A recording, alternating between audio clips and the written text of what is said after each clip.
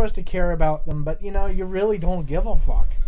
And it kind of hinders the gameplay because you're sitting there after the second campaign going, do I really want to try to give a fuck about these people too? Especially when Jake's a total douchebag. So you don't even want to interfere with that shit. So I mean, it has a great concept. Resident Evil 5 has a great concept in terms of gameplay, but the mechanics don't always work, and the story is just so bland and so ridiculous at this point that it's not a horror survival game like you would expect from Resident Evil. You know, the spooky shit and stuff, the monsters and zombies and stuff. It's not scary. It's just fucking silly and ridiculous and cheesy. And some people like that. I get it. Some people like that. I like Deadly Premonition, but I don't really care for this, especially after something that originally derived from something so excellent like Resident Evil.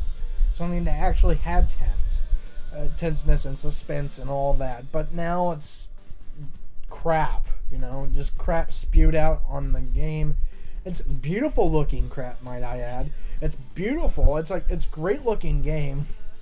Great neon lighting of the Chinese city and all that jazz. But that's it. There's nothing really else there.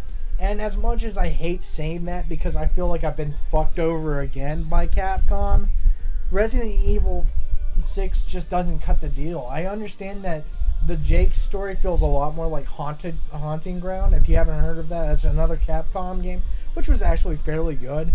But it just doesn't work out. None of these really feel well. And, you know, I just don't really care too much for it. And I understand some people are going to go, hey, I love Resident Evil. I love it regardless, you know. It might not have been the best one. But the thing is, it's not the best one. And it's not good anymore. It's just not fun anymore. And everything that it used to have, for whatever reason, they just kind of cut it out. And I don't know why. I think it's just because they're trying to keep with the market. Because they think that only people like, you know, first-person shooters. They don't care for that. But I've seen commercial success from Dead Space, and Dead Space is very weapon-related. There's a lot of killing, a lot of shooting and stuff in it. But it still knows how to keep suspense. The Suffering created suspense. These are great games that created suspense and still relied heavily on weapons. I mean, but the thing is that they knew how to develop an atmosphere.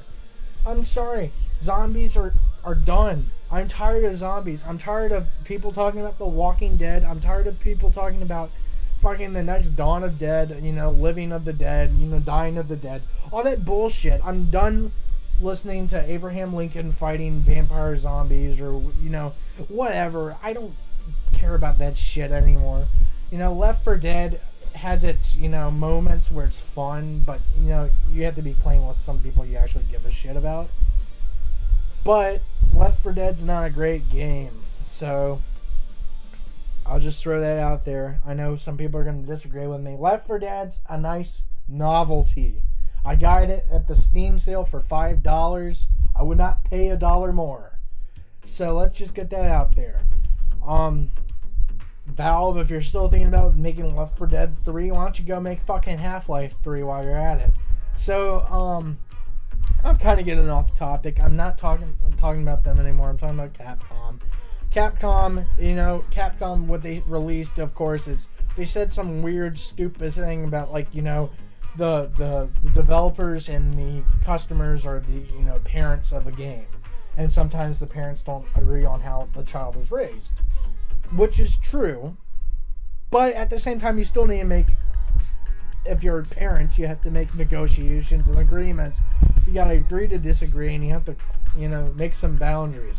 And unfortunately, what they've taken is taking the liberties of all of it. It's their baby. It's their kid. You know, they kind of just follow the demands of whatever stupid 12-year-old wants to see on the game. Be it a terrorist or a mutant fly, Venus flytrap thing. And, you know, it's now turned into a survival horror game where Leon's missions consist of 3 boss fights spanning over 6 times. And each boss fight is just so redundant and boring and boring. They keep getting bigger and bigger and bigger. And you expect that, that would make things more, whoa, at least this is intense.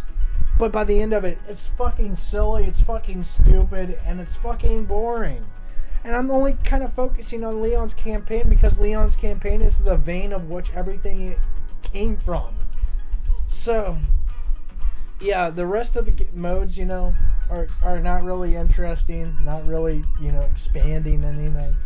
And in order to get the achievements for completing the game, you gotta play the second player as well. So essentially you have to play the game, including Ada now, especially with the downloadable content, that also adds an extra player. So you have to play the game in total, that's 4 games, you have to play 8 times. And 4 times you have to play, you play 4 stories, and you have to play additional 4 more times of the same fucking stories you already did. By then, it's just not worth it. It's the same thing. It's like Vantage Point. It's the same story, just with completely different views. And I get that that might be interesting in some concepts, but nothing really interesting happens.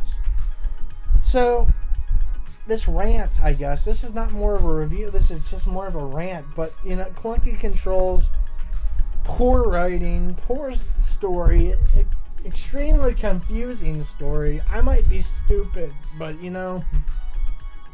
I'm not going on Resident Evil Wikipedia or whatever the fuck to do to try to derive and figure out the story. I don't need to read the books.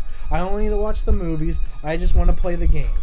And last time, Resident Evil 5 just was like a Zulu shooter. Essentially it was Zulu the game, and it was racist, and I'm gonna admit, hey, I'm not the most PC person out there, but the game was fucking racist.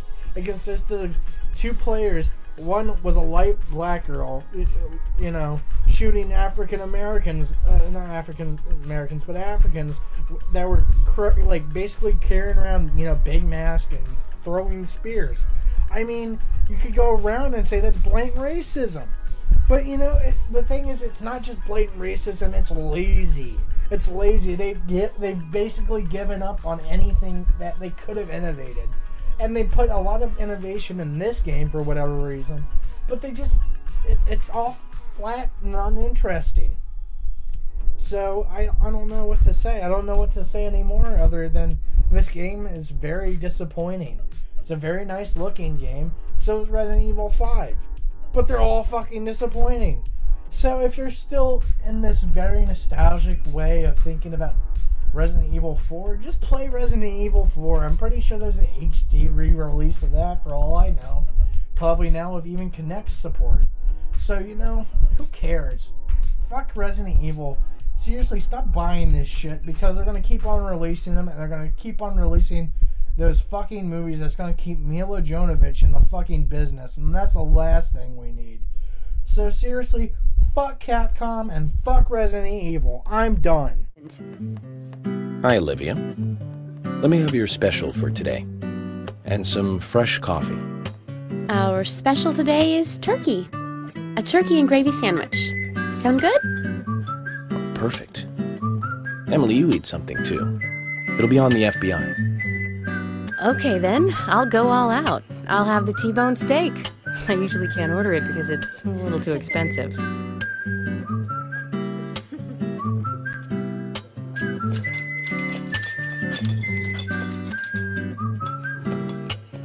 Mrs. Olivia Cormack, I am here for Mr. Stewart's lunch. If it is ready, I'd thank you a bunch. Yes, of course. Just a moment. Here you go. The usual. 1 turkey, strawberry jam, and cereal sandwich. Sounds like the sinner's sandwich. Self-inflicted punishment to atone for past sins. He's setting an example. Mr. Francis York Morgan, you should try this wonderful lunch. It's more than a delicious, tasty crunch. So says Mr. Stewart. No, that's fine. I've just ordered my own lunch.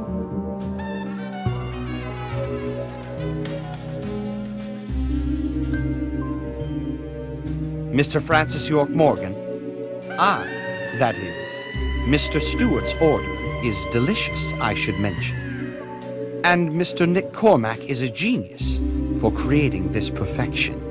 So says Mr. Stewart. Still, I have a hunch I might not like it. You sure that sandwich is that good?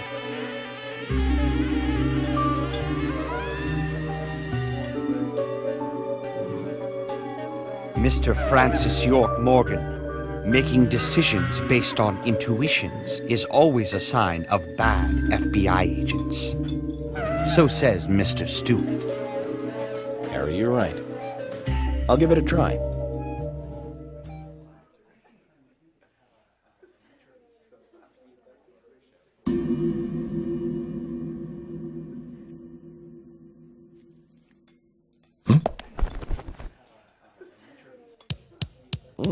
I can't believe it. This is fantastic.